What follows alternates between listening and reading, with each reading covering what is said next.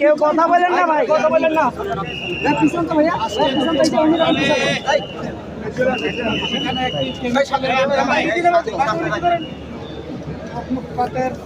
সূচনা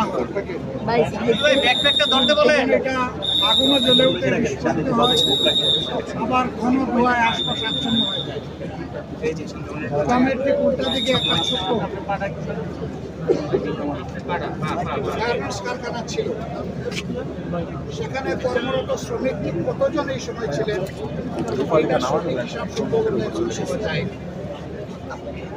কিন্তু এই অগ্নিকাণ্ডের কারণে ধুমায়িত হয়ে শ্বাসরুদ্ধ হয়ে আমরা ধারণা করছি এ কারণে 16 জন মানুষ দুনিয়া থেকে বিদায় নিয়েছে। ইন্না লিল্লাহি ওয়া ইন্না ইলাইহি রাজিউন। আল্লাহ তাআলার দরবারে দোয়া করি, আল্লাহ তাআলা তাদের সকলকে ক্ষমা করুন, তাদের উপর রহম করুন এবং পরিণতিতে আল্লাহ তাআলা তাদেরকে জান্নাত নসিব করুন।